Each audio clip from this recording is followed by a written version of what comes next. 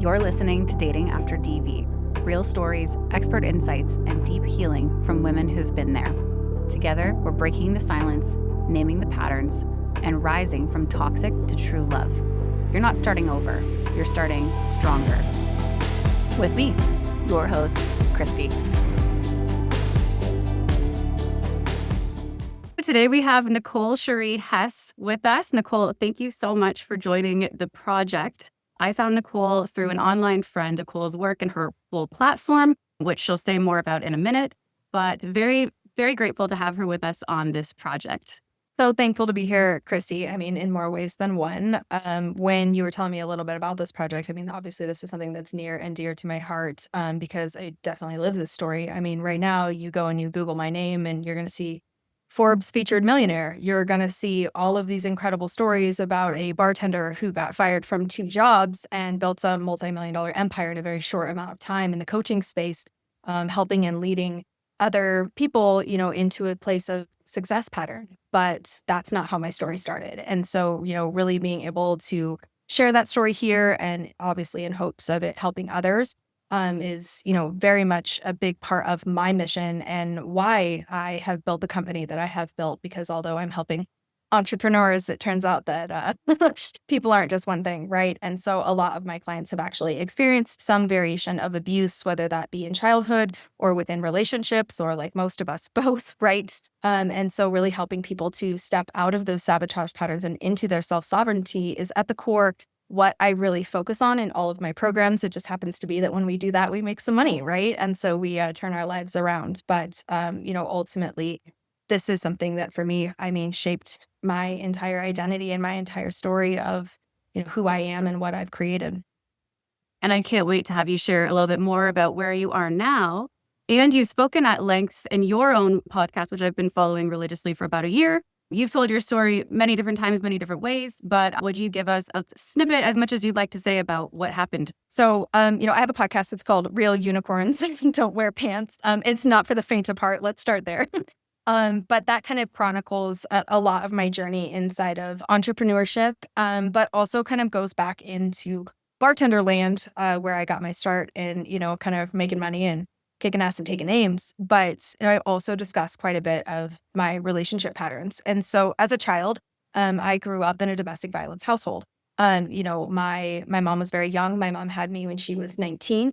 And so she was a teenager, and it's like a weird thing to kind of think of your parents as children. But my son is now 19 and he's very much still a child, right? And so, I was born into this. I was born to, a family that had, a lot of these kind of big, scary narratives where, my mom was hit and raped by my father, sometimes in front of us. He strangled my brother nearly to death when my brother was 2 years old. I watched him go blue in a car seat and was begging my dad to stop. My dad molested me when I was 2. And so, I started out in this world in this way. And, it's a violent start to things. And, my mom has great parents. My mom has, the kind of like literally my grandpa would dress up as Santa Claus every year, right? He looks like Santa. And, they ran a company together and they loved her and they loved their children. And they also even adopted orphan children. She had an incredible upbringing and still chose this, and so sometimes it can happen in the most unexpected of ways and kind of creates this strange imprint in us. And so as I grew up, I actually didn't know about the sexual abuse when I was a teenager. My mom didn't tell me until I was 21. She didn't tell me until after I'd already had my son. Which also created a little bit of that warp in the memory and the warp in how I perceived a lot of my relationship dynamics. Because of course, when you have this weird feeling inside of you and you have no idea where it came from, it's torture in a strange and different way to know that you're kind of in a cage, but you don't realize you have the key in your pocket because you don't know what's wrong. And so, in the 80s and 90s, that was what was taught. And, the reminder that, I definitely felt a lot of anger towards my mom for not telling me those things. But that is what society deemed appropriate, right? Is that you don't talk about this stuff. Yeah. It would be unheard of, 20 years ago to get on a podcast and speak so freely about abuse. And, that is the world that she grew up in her narrative. And so as I went on to choose relationships as an adult, it wasn't long. It wasn't long until I chose poorly, right? And in the first domestic violence relationship I had, I was actually arrested. I was in California, which apparently has different rules. And my boyfriend at the time came home drunk. And it was St. Patrick's Day. I stayed home. My son was in bed, and he came home absolutely hammered, opened up the door, and kind of, in Nemo, like the shark, where that, like the eye, oh, okay. It was like that, right? He had like blacked out eyes, and I was like, what are you doing? Like, what is going on? And he ripped me out of bed and just clocked me, just punched me in the face. Like, I mean, it was unreal. And I stood up on the bed and I shoved him back. I mean, what else am I supposed to do? And he's a foot taller than me. And so he fell back and smacked his head on like the door handle. And so he was bleeding. And so the neighbors called the cops. And when the cops came in, they took me to jail. They told me that I was the primary aggressor because he looked so much worse than I did because, my black eye hadn't set in yet. And so I ended up going to jail. And I mean, it was absolutely terrible. I felt like Lady in the Tramp, right? I'm like, I don't belong here.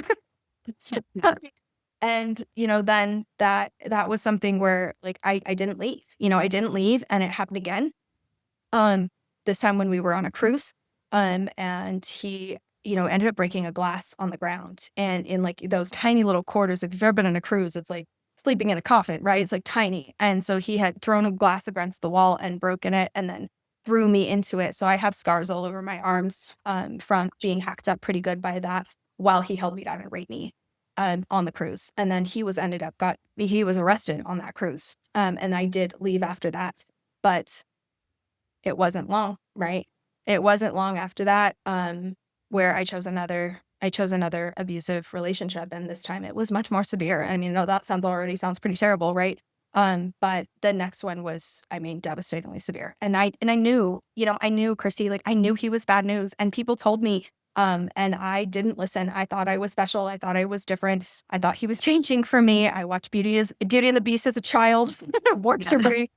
And, in this relationship, he impersonated me. He stole my identity. He racked up $30,000 worth of credit card debt that I didn't know about in my name.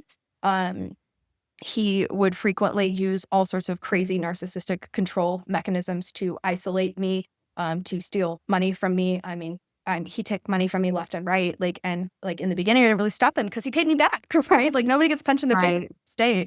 And so he paid me back in all the ways and kind of built that trust and, gaslighting. And it wasn't so like raw. The first time was just like raw abuse, right? And like this time was more calculated. He is very intelligent and, just a smart guy, and was, clinically diagnosed as a narcissist later on. And so I found that out. And then, obviously everything kind of made sense and I started to figure it out. But at one point in that relationship, even after I'd been hit, even after, we had terrible knockdown, drag out fist fights, after he had done horrible things, I got on a plane with him and I went to Bangkok, which was a horribly stupid decision. And so I got to Asia, and of course everything on vacation is fine until it's not. And then, he got mad at whatever he got mad at, and, ended up with his hands around my throat. He cracked my ribs. He broke my nose. The hotel desk took my passport and locked me in the room with him. And so there was definitely a moment where I thought I was never going to see my kids again. Like I thought it was done. Like he had those hands around my throat and like I couldn't breathe. And like I was like begging for my life. And whatever changed in his mind in that moment. And then I did terrible things to get home. I pacified him. I had sex with him. I told him everything that he wanted to hear. It was a very pathetic and shameful time in my life to beg for my life. To be able to get my passport back and get home to American soil, at which time I did leave. That didn't stop anything, did it? Right, because I actually couldn't get the restraining order because the abuse had technically happened on international soil. So I couldn't get a restraining order, which, they walk right through restraining orders anyways, but I couldn't get the paperwork, and ended up having to go through a pretty lengthy court process in which I did have some advocates. I did have some people that helped me and stepped in. Eventually, I did get that put into place, and he ended up being charged with 16 felonies for other things that were unrelated to the domestic violence. And so then I was promised in court over and over again that I would not have to testify but then it was like a bad episode of SBU, right? And I was watching the district attorney. I mean, just the DA was just failing. She was terrible. She did a terrible job, and he was walking all over her. He was just a really smart guy, and his lawyer was so much better than her. And so they put me up on the stand, and that's what turned everything. He didn't end up being charged with all 16 felonies, but he did get 2, which it is 3 strikes, you're out. And that ended up giving me the 90 days of, he was only incarcerated for 90 days. But that 90 days saved my life. That 90 days gave me the 90 days no contact that I needed from abuse in order for my mental patterns to change, in order to rewire my brain and to start seeing my contribution and why I kept going back. And that 90 days is finally what got me out. Was therapy part of that 90 days or part of your journey at all in terms of the healing? I did traditional therapy after the first one, right? After the first guy, and actually while I was still with him. While I was in the interim after I got arrested, I was in therapy, and at a very low cost because, I was, kind of dirt floor poor and a single mom and all the things.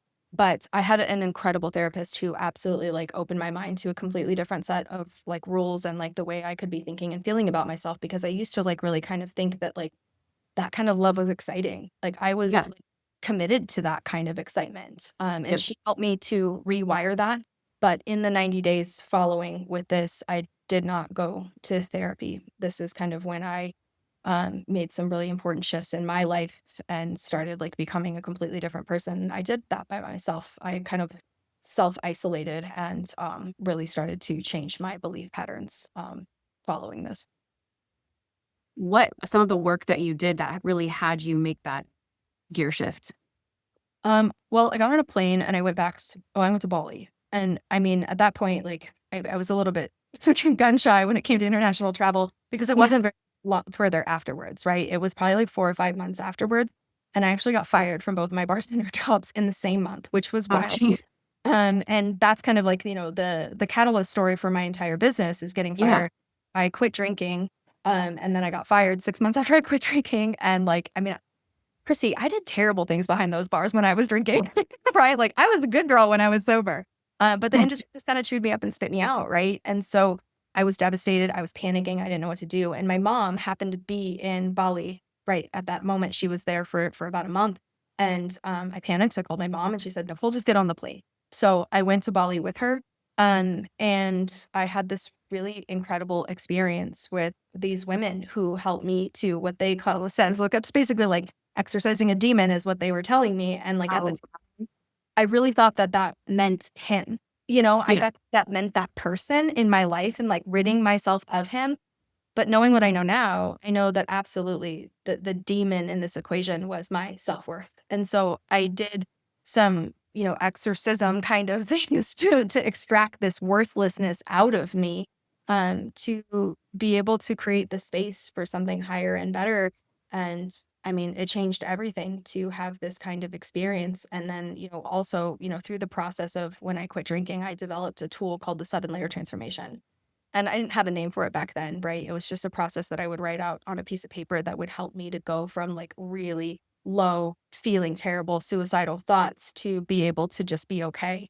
And so this 7-layer process was something I'd been practicing at that point for about 4 or 5 months. And so it just got amplified when I was in Bali. And that's when I really started to like learn about myself and become the next version of myself. And when I got home, I mean, I was home for 3 weeks when I met my now husband. Oh, wow. How did you guys meet and what was the beginning like? When you first meet someone and you're so used to the chaotic passion, toxic energy, like how did you distinguish for yourself that no, in fact, that's not what's happening again over here? Well, I mean, there definitely was the fear, right? I definitely felt that feeling of the fear and the wariness of the love bombing, right? And I had done a lot of work as far as like understanding narcissistic patterns at that point. So I had read a lot, right? And I was doing a lot of like internal work as far as like meditation and all of that goes. And so when I got home, I was on Hinge. I had the app, but like in my hometown, there's not a lot of people on it like back then. It was really when it was brand new. And, Yeah. I live in Reno, so we're a little behind the curve. um, but our bubbles like overlapped, right? Like our radius overlapped because I was up snowboarding and he lived in a city away about an hour and a half away from me. And so we matched, and it was like an amazing 3 days of talking back and forth, and it was absolutely riveting. And I felt all of the feelings. And I gotta tell you, Christy, I was done with dudes. Okay. Like I was done. I was not doing this shit again. And like really the only reason that I was dating was like for steak dinners and sex. Like that's it. Like there was not going to be love ever again. Like I was completely done with that shit. And so I was just really raw, and I was really honest, and I was really just real, because I had no intentions of loving this person or allowing this person to love me in any way, shape, or form. Like I was sport fishing, this is catch and release. So, so there's no reason to lie. There's no reason to pretend, right? There's no reason to soften the blow. So I was just being myself, which, I'm kind of a bitch in some ways. And so I was just kind of rolling with the punches. And, but then we met in person. And it was, about a week after we had been talking, and life changing, like absolutely life changing, like cataclysmic kind of love where, he walked in the door and my whole life changed. Like I just met this person, and there was this instant, like kinetic feeling that was so much more than what I thought love was, right? It's like, you don't know. It's like what they tell you about your baby, right? They're like, have you until you have a baby, and you're like, whatever, bitch. But then you have a baby and you're like, okay, I get it. And then you tell it to other people. It was like that, right? It was very much that way, where I just realized that like being exactly who I was and being fully accepted for who I was, and not what I could provide, and not what I could be used for, and not who I was pretending to be, was a completely different experience. Right. Since it was so soon after your turning point, and then 3 weeks, and then you're home, you've spoken a little bit about certain boundaries that you put in place early on. It's kind of like flexing of muscle that hasn't really been worked out, right? How were the first couple of weeks or months as you're cementing the new level of self-worth and what your terms are, what your boundaries are? I remember that we were in the car, and we'd probably been together for, I don't know, maybe a month and a half, 2 months, right? And so like this is where people start to get a little bit comfortable, right? And so we were in the car, and we were driving, and somebody cut us off, and he flipped out. And I said, pull over right now. Right. And I was like, I will literally I got out of the car, and I was like, I will never tolerate this ever again. I will not be terrorized in a car ever. Like I will never put myself through that. I will never put my children through that. And I won't live my life thinking that the man I love is out here behaving like this. You will not engage in road rage. And that was an absolute deal breaker, because it immediately created the same activation inside of my body. Like if you can be that violent for no goddamn reason, because road rage is the dumbest shit ever. Like if you are that much of a loose cannon, like I'm not doing this. Right. Yeah. He was so like confused by that, right? Where it was like, that was not what he was expecting. And so we took a little bit of a stand away. And then like the next day we sat down and had a conversation, and I said, look, you don't understand what I've been through. Like this will never be a part of my life. Like, and if you can't change this immediately, like we are done. Like I will never talk to you again, and this will be over. He has never done that ever again in 6 years. It's never been that way. And from his point of view of this, he was like, I just don't think that I understood that behavior impacted other people as much as it did. And so, I required not only a lack of that kind of behavior, but also very intense communication within my relationship. My husband and I have very intensive conversations that dig very deep, and I will not allow myself to be in a relationship that is not that way. If you cannot communicate, if you cannot peel back a layer, if you cannot sit in an uncomfortable conversation and talk about uncomfortable things, like I'm just not available for it, because I know that that's required. I'm perfect. I have mistakes. I have fucking rage issues, but I'm going to talk about those things. And if you're not willing to talk about it, then I'm not willing to be with you. And that was the first time, literally ever in relationship that I ever put my foot down and said no to anything. Because prior to that, I would have put my head down. I would have dealt with it. I would have been afraid, but I would have dealt with it, because I would have been more afraid of saying no, right? I would have been more afraid of putting my foot down. But from there, it really taught me how to speak my mind, and how to do so in a kind of respectful way, and how to do it from a place of response, not reaction. And that was a very important lesson for me to learn, for me to be a kind of person who was worthy of a healthy relationship. I needed to be able to express my thoughts and feelings without flying off the fucking handle like I used to. Yeah. Right. That's a theme I notice with myself, and also people telling their stories, is it sometimes takes this toxic relationship, or numerous, to get to a point of the shelf breaking, as they say. And you have nothing to lose. Like you've already been there, and you're sure as hell not going to do it again. I think it's a huge silver lining and gift that helps create what you want next with absolutely zero attachment. Yeah, I mean, there was no room for that kind of behavior anymore, you know, and I mean, in this relationship in 6 years, I mean, there has never been even a shadow of yelling at. We've definitely yelled. Yeah, yeah, but yelling and yelling at are two very different things. Has the way that you handled relationships transferred over into the way that you had learned to start handling money, finances, business? Like, did you see an equal and synonymous shift in that area of your life at the same time? One of the things that I say to my clients is the way that we do one thing is the way we do all things, right? And the fact of the matter is that learning to communicate in relationship is what teaches you how to communicate in marketing and sales, in clientship, right? And being able to guide and help others. Leadership is all derivative of communication tools. So as I learned how to emotionally regulate, how to feel my feelings in safe and empowering ways, how to shift my emotional context and my frequency, of course, I got better at business. Of course, I got better with money. My money mindset massively improved as I started to build a better relationship with money itself. I built a better relationship with time because I started to understand relationship dynamic at a completely different frequency, that it wasn't just designed for people to take from me. Like, I mean, you can see how the way that I grew up would lead me to believe at a core foundational level that the human race is here to take. I mean, that's what my year 1 to year 7 experience is being taken from. And so rebuilding that identity piece and, you know, choosing a different way of thinking and feeling has been a massive process that has definitely resulted in, I mean, massive financial success, but also in fulfillment, you know, in feeling happy to be alive. Because I mean, along with all of the abuse, the person that was abusing me the most was me. You know, I had 2 suicide attempts. You know, I was doing just as much damage to myself as these men were. Yeah. Yeah. People are just mirrors, as they say. If you could speak to that girl back then, what would you say? Or someone's listening right now that's in that space, what would you tell them? Back then, there's no way I could have heard any of the positivity or any of the goodness because I just didn't believe in it. And I think that that's a lot of the problem that we have as advocates, right? Is like we want to tell people that it's good and it's good on the other side and it's going to get better and blah, blah, blah. And you can't hear that. You cannot hear that when you're in those deep, dark places. And when you feel that worthless, you cannot hear that frequency. And so the most important thing that I need to tell that version of me is you're okay. Just take a deep breath. You're okay. It's okay to be right here. You're okay right now in this moment. You're okay. And like literally living moment to moment, you know, and like being in the space of just creating the frequency of being okay, not being happy, not being peaceful or any of those fucking things that we talk about, right? Because I couldn't feel any of those things. The only thing that I could get to was the feeling of being just okay. And like if you're in that situation right now and you're starting to feel that and like the whole world feels like it's sliding off a cliff, like put your feet on the ground, go take your shoes off, go take your shoes off, stand on the dirt and like feel your connection to the earth. You are alive. You are here right now. And actually, you know, my 3-year-old son said this to me after his father died.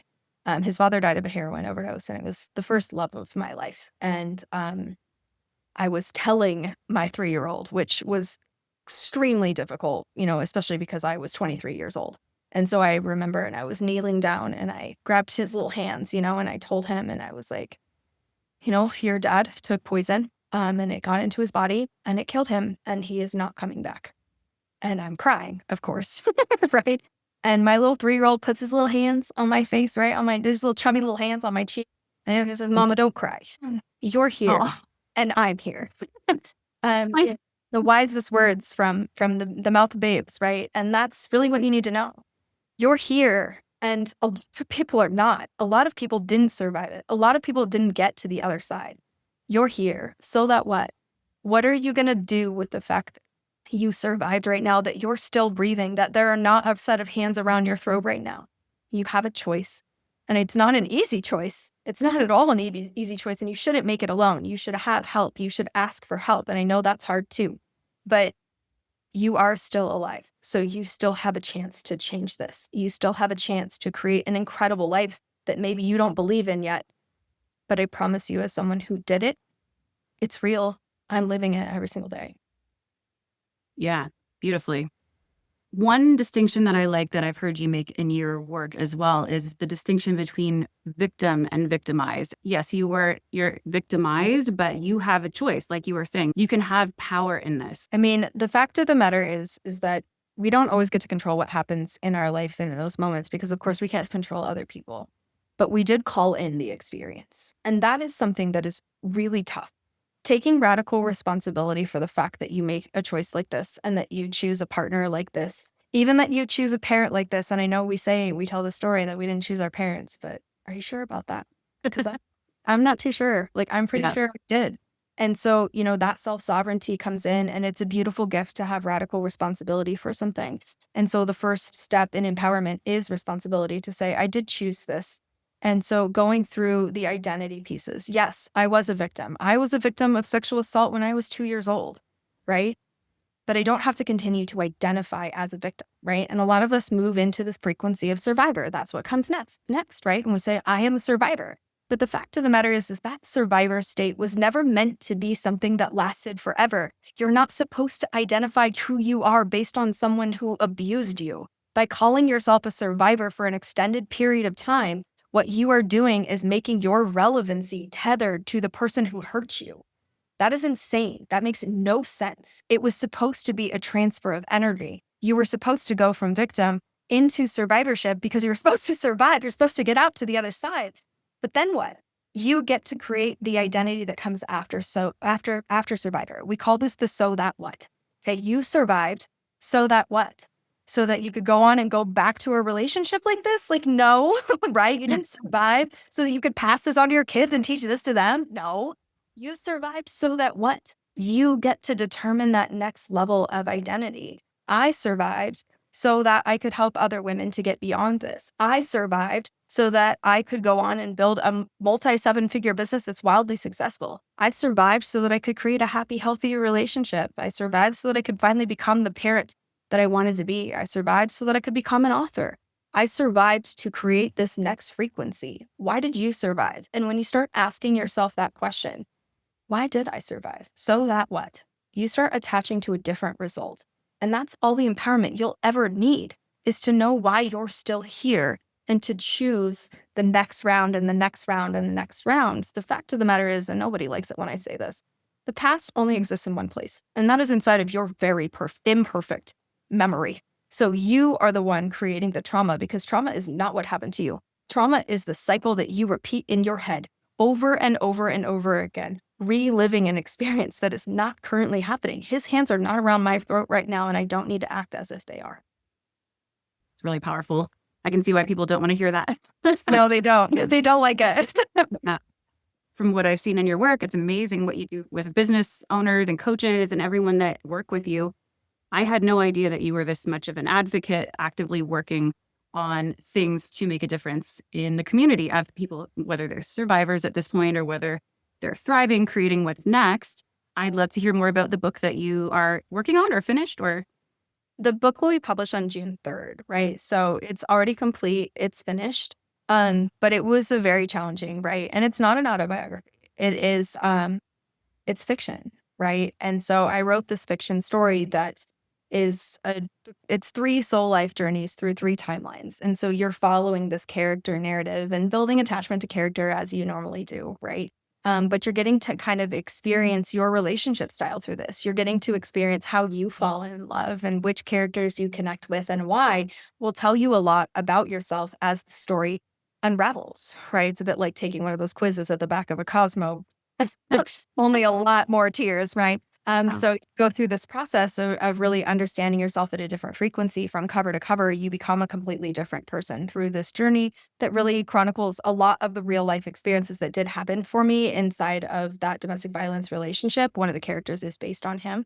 And you know, it's a challenging book, right? And it's built to challenge the current societal narrative where we are very much attacking the abusers. It's very easy to get torches and pitchforks. It is very easy to be a social justice warrior these days and get on that keyboard and start typing away. But the fact of the matter is that the real villain in all of these stories is not the person who hit me. It's not the person who had his hands around my throat. The real victim in this is worthlessness, or the real villain in this is worthlessness itself. right? And if we didn't feel worthless, we never would have chosen that. We never would have pulled in this experience in our life. And quite honestly, the person doing the abuse probably wouldn't have either, because the fact of the matter is that the staggering statistics support the fact that most people who abuse were abused. And so they are a product of their environment as well, because they themselves feel worthless. And so the novel really shows you different ways to release that worthlessness into the sea to become the next version of yourself, but also very much explores the narrative of what happens when you don't, and right now in current climate, I know that we have a big story that everybody likes to talk about on TikTok because of Blake Lively and all of the drama with Blake and Justin Baldoni. But I watched that movie recently, about a month ago. And I've done a lot of work around all of these things. And I was not expecting to have a very emotional reaction to this. And I was actually admittedly watching the movie to see if this girl's in love with him. Right. Yeah. Okay. And I kind of got on my drama horse too. I'm still a girl at heart. So I watched that movie and I was very much impacted by the scene where they unmask everything. And the segue leading up to this was brilliantly done. Like the directing on this was fantastic, peeling back that layer to show how it feels. Because when you're in a domestic violence relationship, you have plausible deniability. You think it could be an accident. You feel like maybe I'm crazy. You gaslight yourself over and over and over again. They're gaslighting you. So you get to a point where you don't know which way is up. You're so disoriented. And then something happens and the straw breaks the camel's back and you see the truth. And they did such a fantastic job in that movie. But when we got to the end of that movie, I mean, please fuck off. That is not how this ends for any of us. Nobody just has a nice conversation and says, you know what? We probably shouldn't do this anymore. That's not how relationships end. That is not how domestic violence goes away. And that is not how you walk out of the relationship and, a couple months later, just magically, be with the love of your life and he comes and saves you on a white knight. That is not what happens. And to paint and depict this in this way is dangerous. It is a dangerous narrative to push down the throats of teenage girls. And I'm not okay with it. My story tells the truth. My story tells a truth you do not want to hear, right? Like most of my content, right? But it shows you what is more likely to happen. It shows you how this really can go very quickly off the deep end, and seemingly for no reason at all, which I think is the most horrifying thing about domestic violence, is that a lot of times you don't understand why it's happening. And if you don't understand why something's happening, you think it's your fault. Yeah. And with that confusion, you can't make a decision. You think it might be you. You think you might deserve this, or you might be the one creating this, and that if you left this guy, no one else would love you. I can't tell you how many times I was told that, right? Is that no one will have you. No one will love you. Look at how crazy you are. And I was crazy. Yes. Crazy. It was in my mind every day, Yeah. Yeah. Well, I'm really excited to see this book come out. You said June 3rd.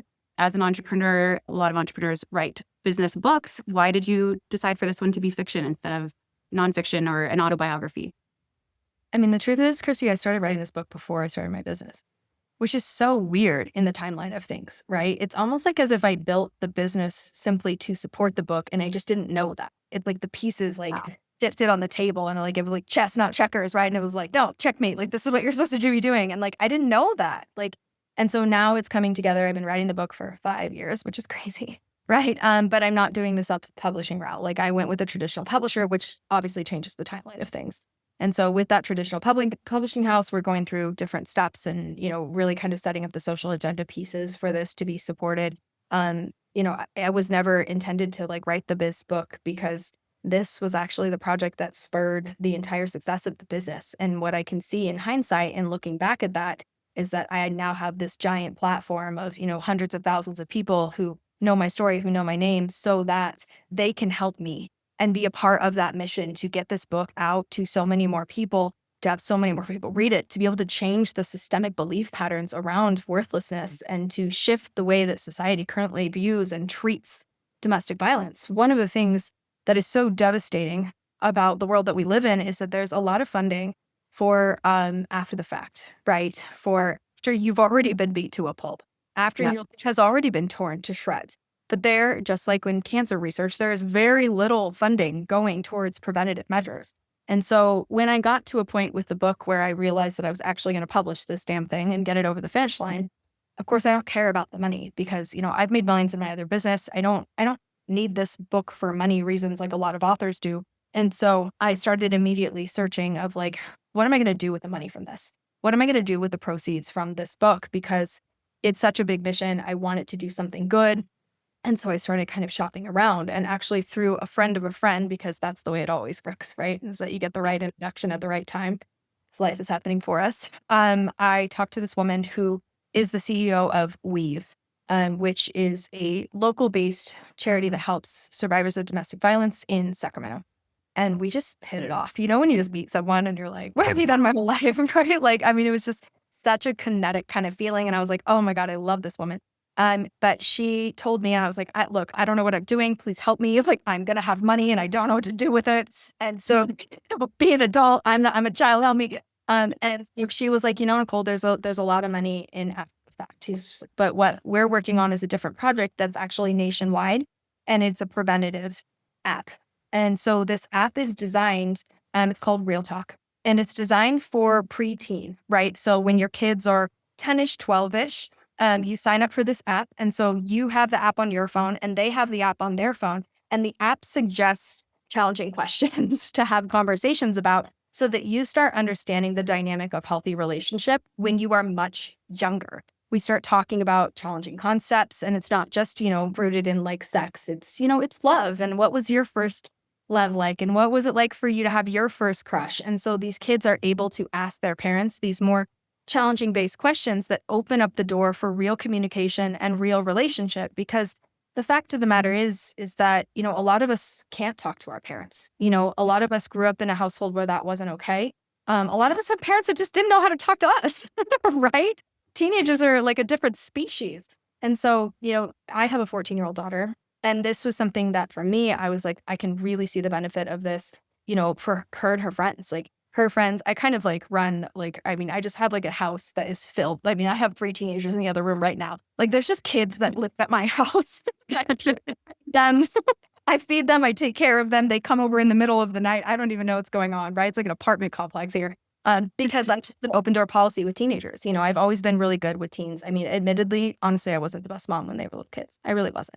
But as teenagers, it's a completely different thing. And I'm very good at being a teen mom. And so I am kind of a mom for other people's kids, and they ask a lot of questions about my life and about what they should do with their stupid boyfriends, right? And so we have lots of conversations about that. And I could definitely see that the number one problem is that people don't have a point of reference for a healthy relationship. And so they settle for very unhealthy patterns because they think they're normal. And so if we can stop normalizing the abusive nature of worthlessness, if we can stop normalizing putting up with shit we shouldn't put up with, or choosing the dudes in the first place that, are not treating us well. And I think that this is the same for teenage boys, is that they can have these conversations as well so that they know what healthy relationships look like, because obviously abuse is a two-way street and they don't deserve to be abused either. And so these kinds of conversations that we can have preventatively will lessen this over time. And that is a big narrative of my book. It's not just here to be cathartic after the fact of after you've been in a domestic violence relationship. It's here for you to challenge the narratives of what's going on in your head right now and what you're choosing and what that looks like down the road. Let me push the fast forward button, worst case scenario for you, so that you can prevent these things from happening, so that you never end up in a hotel room with hands around your throat thinking you're never going to see your kids again. My goal is not to focus on survivors, and that may sound cold. My goal is really to focus on preventing this from ever happening in the first place, because it doesn't have to. Domestic violence, abuse should not be a rite of passage. And in our society, it has become one. And I want to change that. That's beautiful. I'm really excited to hear more about that. Is the app developed already, or you're going to be funding the development? Yeah, I'm funding the development for this. So a portion of the book proceeds, of course, after we pay the publishers, but a portion of the book proceeds will be going, most of the profit list will just go straight to the app. And so we'll fund the development of it. They do have a federal grant. So they did receive their first round of federal grant. So it is in the first round of developmental phases right now. So we don't have exact projections on timelines of this just yet.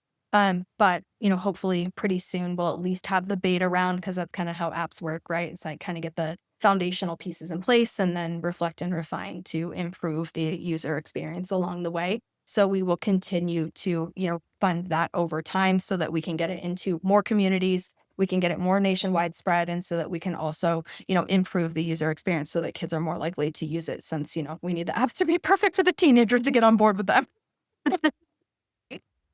That's such a cool project. And I can see how much of a difference that would have made in my life. When you said this isn't normal, or to let teams see this is not normal, it reminds me of what was normal in my life. And when you're raised in that, you don't know anything else.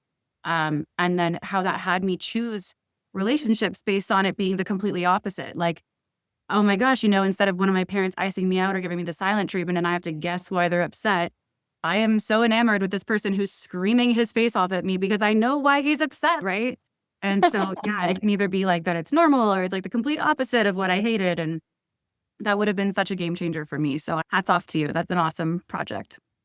Yeah, I'm hoping that, over time it's something that we all kind of work towards, is just better communications, with our kids, and, kind of getting into the space of having those more challenging conversations, looking at ourselves in the process. Because even in that scenario where you don't actually have the conversation, right? Because kids are kids, and, we can't get them to brush their teeth, right? Let alone have challenging conversations. But even just the fact that the questions are being read activates the subconscious, right? And if collectively we can ask those different questions, it changes the outcomes, because that's where every result comes from. Every result comes from a question we asked ourselves or was asked of us. When there's a question posed, we create a thought. That thought generates a feeling. That feeling spurs the action. The action repeated is the behavior that generates results. So if we want to change the results, we must change the question. And this app is derivative of questions.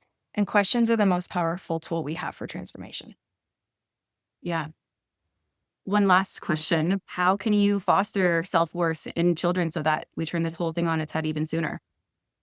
I mean, the fact of the matter is that, with my kids, they kind of got a strange upbringing, right? Because half of their life, they had a suicidal, self-destructive, self-sabotaging mom.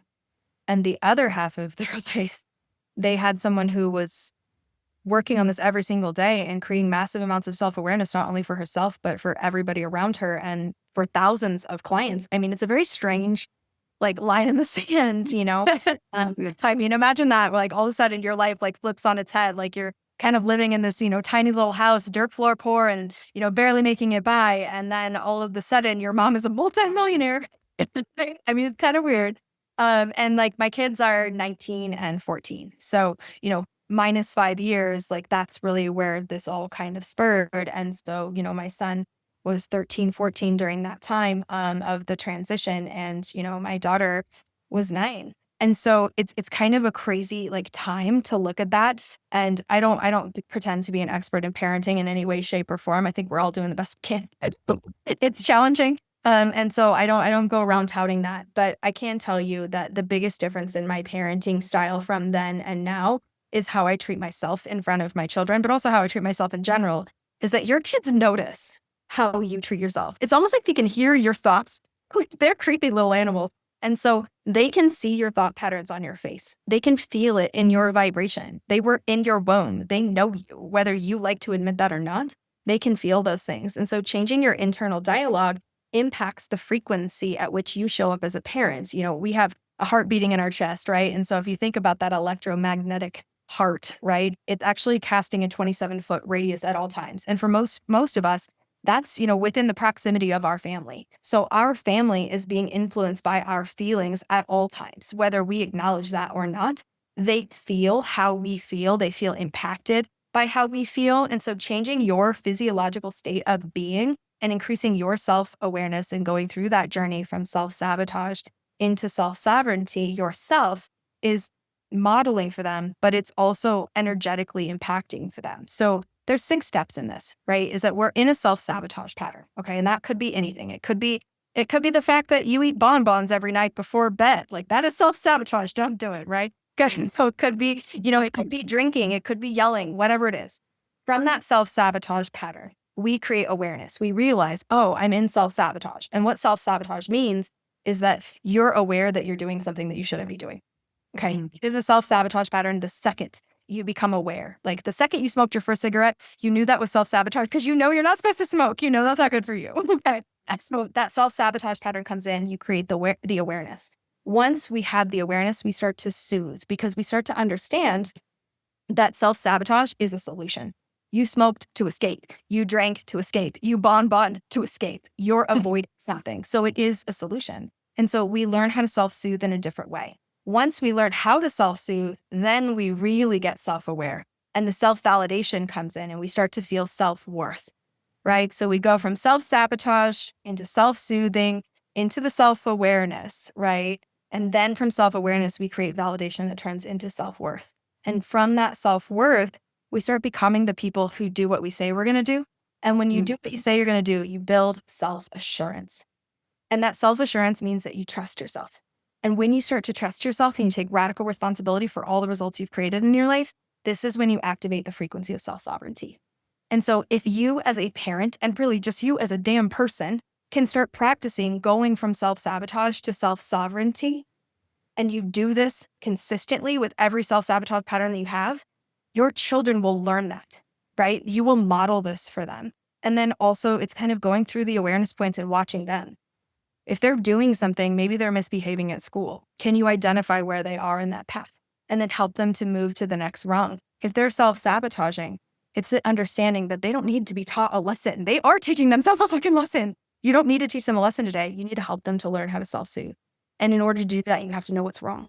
They're sabotaging for a reason. So how do they feel? How can you as a parent provide a self-soothing tool to teach them how to self-soothe? And then ask them questions that increase their self-awareness. As their self-awareness increases, help them to increase that feeling inside of themselves that they're worthy of better and more by modeling it for them, by asking them more questions about what they want in their life. And then help them to take steps towards it so that they can feel that accountability. They can feel like they're the people doing what they say they're going to do. They clean their room, they do their homework, they show up, they do whatever it is that they decided they wanted to do. That will help to teach them self-sovereignty. That's the best gift you can give a child, is teach them how to move out of self-sabotage and into self-sovereignty. That is what builds autonomy, and not independence, but interdependence, so that we have healthy relationships, because the lack of interdependence in a relationship is what causes abuse in the first place, is that we have codependency and fierce independence that turn into abuse. Thank you so much, Nicole. It's been amazing exploring all these topics with you. Where can our listeners find you? Well, I would love for you guys to get the book. The book title is A Shadow Called Sunshine. So that'll be available on Amazon and in Barnes & Noble starting on June 3rd. And you can check out my podcast. It's called Real Unicorns Don't Wear Pants. And if you're at all in the entrepreneurial space, or just someone who wants to make money or watch crazy unicorn games on the internet, because that's kind of what happens in the Facebook group, we would love to have you. It's called Unicorn Client Attraction Secrets. And then, just kind of a final parting gift in that frequency of any of you guys who are looking to, create more revenue in your life and to elevate your money mindset. Go to nonstopnotifications.com. At nonstopnotifications.com, you'll get access to the 100 wonderful ways to get more and better clients. And this will spur your money mindset journey to help you to become the kind of person who chooses self-worth patterns. Amazing. Well, thanks again, Nicole. It was such a pleasure. Thanks for having me.